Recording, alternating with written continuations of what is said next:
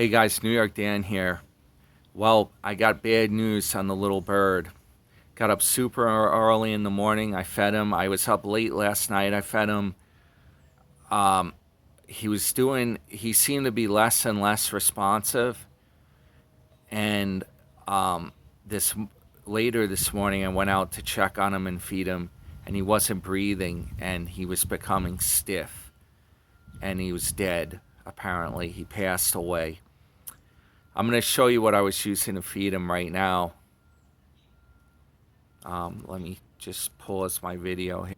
Okay, so this is the food mix that I had for him. I followed the advice of this lady from a pet place in Middle Island, New York, or a refuge place. I told you in the other video, she said no one would take him because they're overloaded.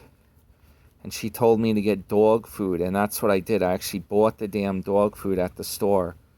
Now, you see this little tip thing here? I actually put that on there with my hot glue gun. And the point of that is, this would help open the bird's mouth. And then this is just an opening here. Sorry about the focusing. You know how these cameras are. That's just an opening.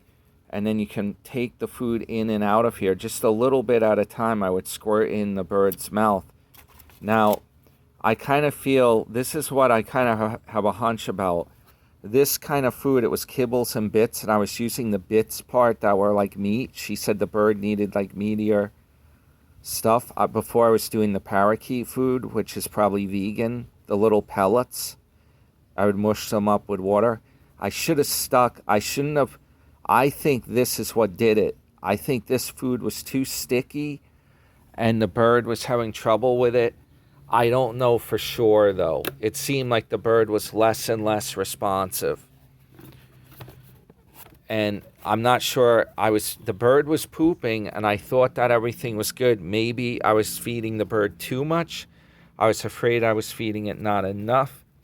But you see, here's the bird, and he's become a stiff at this point, the poor bird. You see his eyes were closed. He has a very tiny nose at the end of that beak. You can see I made sure his nose was clear. There was nothing on his nose. And you can see his little gizzard, or what is that, crop. He had plenty of food in there when I left him. I don't know, guys. It's a real shame. It's a sad day. You know, I thought he was doing okay. Poor bird. No, he became stiff.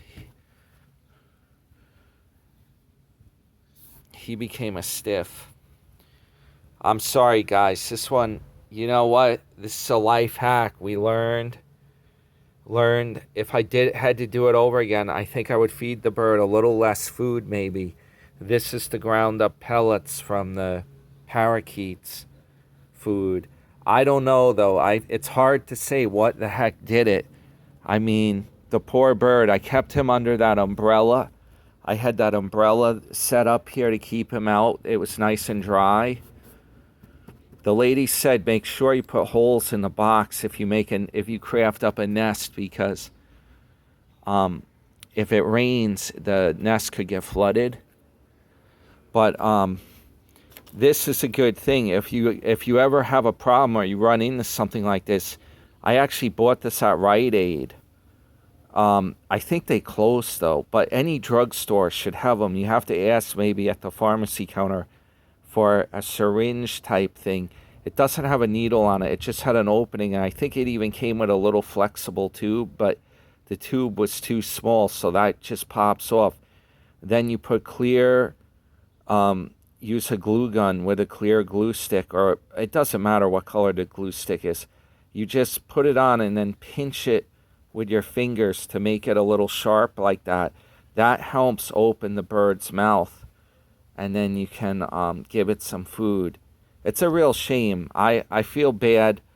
The whole thing's been crazy. From the bird, the damn birds made this is what happened. They made a nest, the top of the chimney. They thought that it would be a safe place for the birdies. Here, I'll switch my camera. Let's see if I can do it here.